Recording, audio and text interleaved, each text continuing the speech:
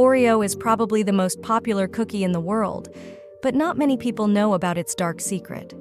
For over 100 years, some of its unbelievable stories have been kept quiet, starting with the fact that the cookie was actually a copy of another brand. In this video, let's explore the hidden past of Oreo and how did the original cookie fight hard to be known once again. But before we start, don't forget to subscribe to the channel and tap the bell button so you won't miss any of our videos. In the 19th century, two cousins from Lancaster, England, both named Thomas Vickers, ran a small factory called T&T Vickers. They made machines to produce ship biscuits, a hard and simple food made of flour, salt, and water, essential for sailors and soldiers on long voyages. These biscuits were bland and needed soaking to be eaten. With the invention of steamships and the end of the Civil War, the demand for long-lasting ship biscuits dropped. At the same time, cheaper sugar led to a demand for sweet biscuits. Realizing their factory might close, the Vickers cousins decided to adapt and started making machines for sweet biscuits. This change saved their business and proved successful. Sweet biscuits became a popular luxury treat in England. This trend spread to America, where manufacturers started importing machines to make their own sweet biscuits. Among those who saw the opportunity were two brothers from Mercersburg, Pennsylvania, Jacob and Joseph Luce. At 16, Jacob Luce left high school to work in a dry goods store, earning $5 a week. He saved enough money to open his own store and later a second one. When Jacob found a small bakery in Kansas City, Missouri, making biscuits and candies, he saw potential in the baking industry. Jacob convinced his brother Joseph, who also owned a dry goods store, to join him. Together, they bought the bakery and named it the Luce Brothers Manufacturing Company. In just a few years, the Luce brothers turned their company into a multi-million-dollar success. But Jacob wanted more.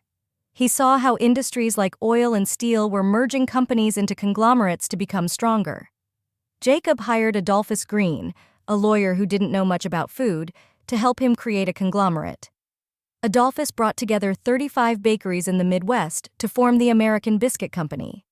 This inspired other regions to do the same with companies like the New York Biscuit Company and the United States Baking Company. However, competition got intense. A price war broke out among these conglomerates, slashing biscuit prices by 40% across the industry. The American Biscuit Company struggled to survive amid this fierce competition.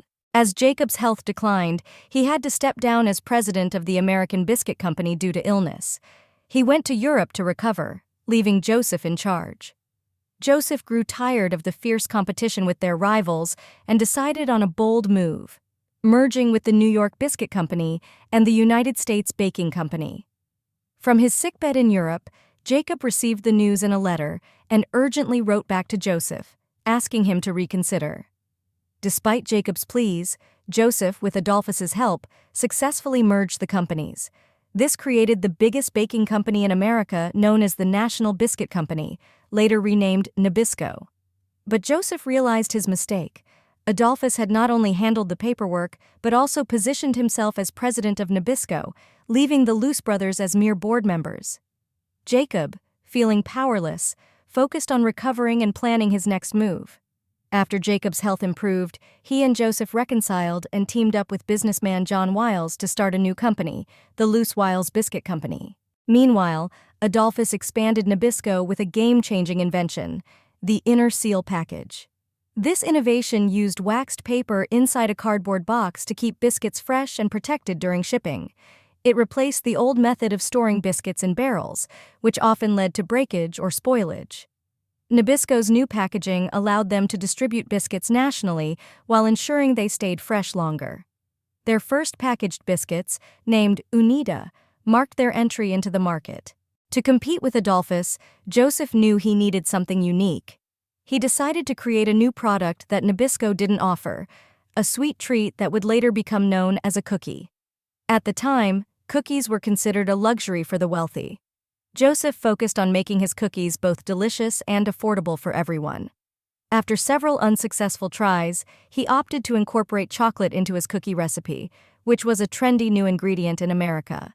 He blended cocoa powder with a vanilla filling sandwiched between two cookies to create a distinctive flavor combination.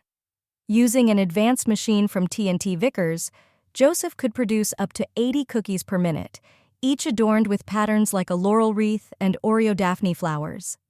After perfecting the recipe, Joseph and Jacob named their creation Hydrox, drawing inspiration from the pure elements of water, hydrogen and oxygen. Despite other products sharing the same name, their cookies quickly gained popularity for their distinct taste upon launch. As Hydrox cookies gained popularity, Nabisco, feeling threatened, launched its own version called Oreo. Oreo copied Hydrox's recipe with a vanilla filling sandwiched between two cookies and a laurel wreath design. Despite Hydrox's strong market presence and popularity as the king of biscuits, Oreo initially struggled because it contained non-kosher lard, unlike kosher-certified Hydrox. Stores found it hard to sell Oreos, with one even stuck with 700 tins after a clearance sale.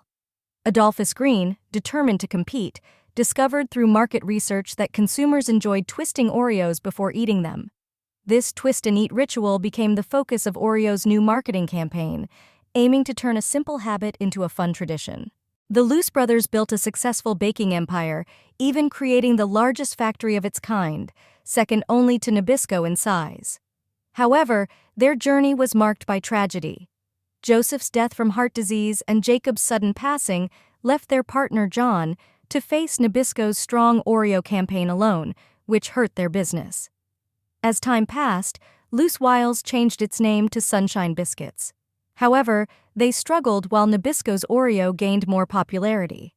Despite attempts to revive Hydrox, like renaming it Droxy's, consumer loyalty shifted. Kellogg's later acquired Keebler and discontinued Droxy's, leaving many Hydrox fans disappointed. For those who loved Hydrox, its decline was more than losing a cookie. It was a nostalgic part of their history. Hydrox fans tend to root for the underdog and are skeptical of big corporate advertising. Even though Hydrox is no longer around, these loyalists stick to their preference. Meanwhile, Nabisco grew into a massive baking company worldwide. Little did they know, an outsider would come in to carry on the tradition of Luce Wiles. In the early 2000s, Elia Kassoff, a tech recruiter in Southern California, discovered that Astro Pops, his beloved childhood lollipops shaped like rockets, had been discontinued. With a family connection to the candy industry through his uncle Ed Leaf of Leaf Brands, Elia felt a deep attachment to these candies. Determined to keep them alive, he acquired the rights from Spangler, the original maker, and embarked on a mission to revive Astro Pops, preserving their place in candy history. Buying the rights thrilled him.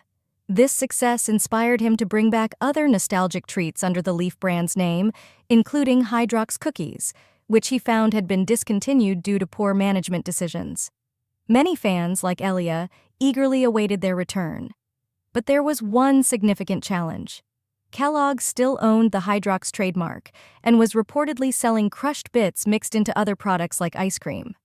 As a large company, Elia couldn't just call the CEO like he did with Astro Pops. Instead, he wrote a letter asking about Hydrox. Kellogg's surprising response confirmed they had stopped making Hydrox, which allowed Elia to apply for the trademark himself. A year later, he succeeded in getting the rights, a big win in his effort to bring back the popular cookies. After obtaining the Hydrox trademark, Elia faced another challenge, recreating the original recipe. He found an old package from 1998 on Craigslist for clues and enlisted help from experts and fans to successfully replicate the recipe. A year later, he relaunched Hydrox.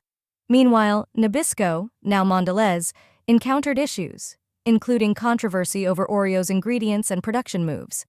Despite this, there were allegations that Mondelez sought to acquire Hydrox, a product that had long competed with Oreo.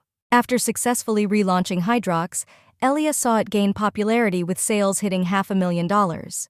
This convinced big stores to stock the cookies, but there was a big problem. Mondelez, a major company, allegedly hid Hydrox on shelves to hurt its sales. They controlled where products went and used their own system to restock, making it hard for Hydrox to be seen. Elia found out and complained to the FTC and took legal action against Mondelez for unfair competition.